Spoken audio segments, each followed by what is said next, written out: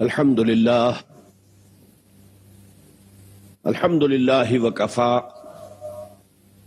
والصلاة والسلام على عباده الذين اصطفى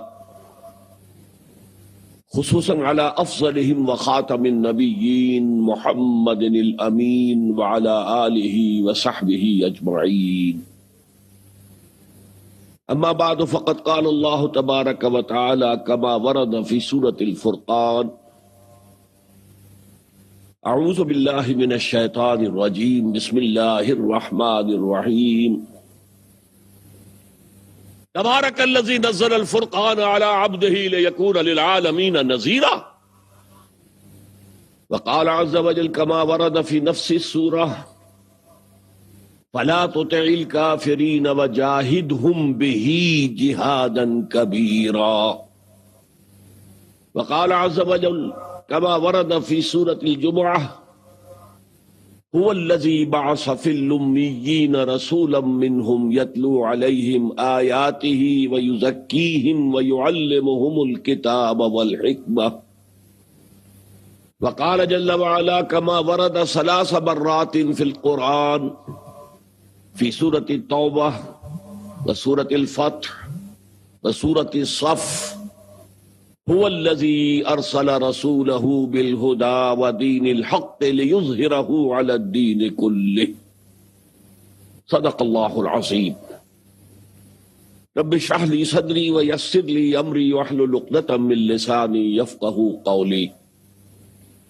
اللهم ربنا ألهمنا رشدنا وأعذنا من شرور أنفسنا. اللهم أرنا الحق حقا وارزقنا اتباعه وأرنا الباطل باطلا وارزقنا اجتنابه. اللهم ارحمنا بالقرآن العظيم واجعله لنا إماما ونورا وهدى ورحمة. آمین یا رب العالمین. معزز حاضرین اور محترم خواتین، السلام علیکم ورحمۃ اللہ وبرکاتہ. میرے آج کا جو خطاب ہے اس کا عنوان آپ کے علم میں پہلے بھی ہوگا اور اب بھی سٹیج سے اس کا اعلان کر دیا گیا ہے: جہاد بالقرآن. کیونکہ مجھے آج بعض حلقوں کی طرف سے یہ بات پہنچی ہے کہ آپ یہاں زیادہ ثقیل اردو استعمال نہ کیجیے، کوشش کیجیے کہ آسان زبان میں بات ہو، اور اس میں گاہے بگاہے انگریزی زبان سے بھی کام لیا جائے. تو سب سے پہلے میں اس عنوان ہی کی وضاحت کر لوں. جہاد بالقرآن عربی کی اصطلاح ہے. اس کے معنی کیا ہے؟ قرآن کے ذریعے سے جہاد.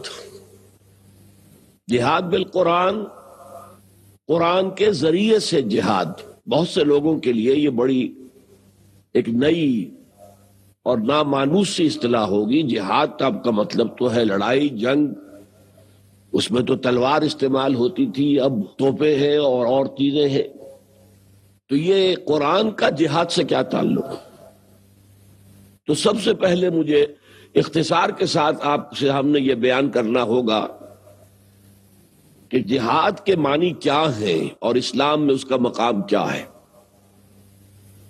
ہمارے ہاں جو سب سے بڑا مغالطہ ہے وہ یہ ہے کہ جہاد کے معنی جنگ ہے.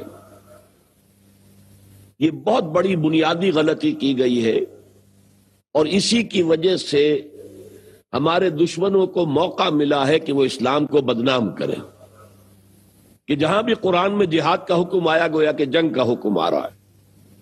لہذا جہاد کا تصور جو ہے ہمارے مستقل جو دینی خیالات ہیں ان کا جز نہیں رہا.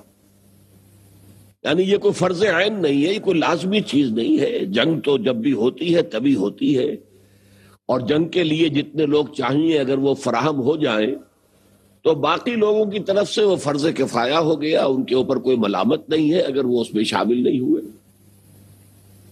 اس طرح جہاد کا کانسیپٹ جو ہے ہمارے ذہنوں میں بیک گراؤنڈ میں چلا گیا. حالانکہ میں صرف 2 مثالیں آپ کے سامنے رکھنا چاہتا ہوں کہ قرآن مجید کی روح سے ایمان کی بنیادی تعریف میں، ایمان کی بیسک ڈیفینیشن میں جہاد شامل ہے. ایمان کا کوئی وجود ہو ہی نہیں سکتا جب تک کہ جہاد نہ ہو. یہ سورۃ الحجرات کے اندر آیت نمبر 13 میں اللہ تعالیٰ نے کچھ لوگوں سے خطاب کرتے ہوئے کہا، قالت الاعراب آمنا، اے نبی صلی اللہ علیہ وسلم یہ بدو لوگ دعویٰ کر رہے ہیں کہ ہم ایمان لے آئے. قل لم تؤمنوا، ان سے کہہ دیجئے تم ہرگز ایمان نہیں لائے ہو، ولکن قولوا اسلمنا، بلکہ یہ کہہ سکتے ہو کہ ہم مسلمان ہو گئے. ولما يدخل الایمان فی قلوبکم، ابھی تک ایمان تمہارے دلوں میں داخل نہیں ہوا.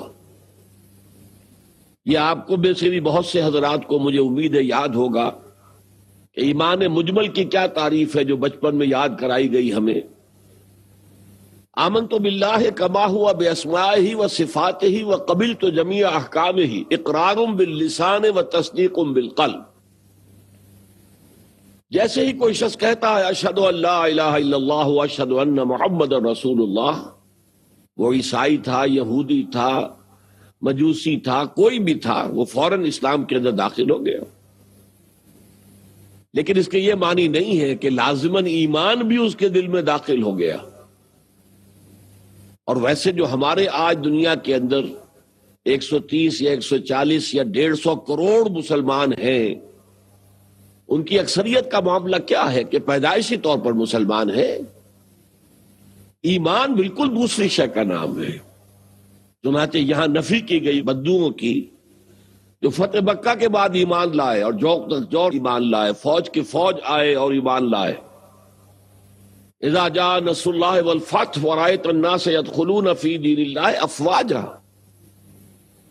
ان میں اکثریت ان لوگوں کی تھی جو مسلمان تو ہو گئے تھے لیکن ان کے دلوں میں ایمان داخل نہیں ہوا تھا. اسی لیے قرآن مجید نے وضاحت کر دی کہ قالت الاعراب آمنا قل لم تؤمنوا ولکن قولوا اسلمنا ولما يدخل الايمان في قلوبكم.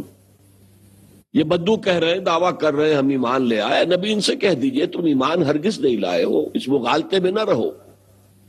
ہاں یوں کہو کہ ہم مسلمان ہو گئے، ہم نے اطاعت قبول کر لی، اور ابھی تک ایمان تمہارے دلوں میں داخل نہیں ہوا. اب اس پس منظر میں ظاہر بات ہے کہ ایک سوال پیدا ہوتا ہے کہ پھر ہمیں بتایا جائے کہ مومن کون ہوتا ہے، مومن کی ڈیفینیشن کیا ہے. We want to be accepted as Momins. We want to be acknowledged as Momins.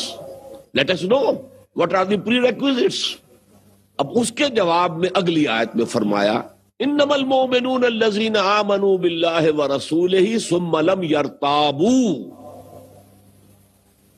مومن تو صرف وہ ہیں جو ایمان لائے اللہ پر، اس کے رسول پر، پھر شک میں ہرگز نہیں پڑے.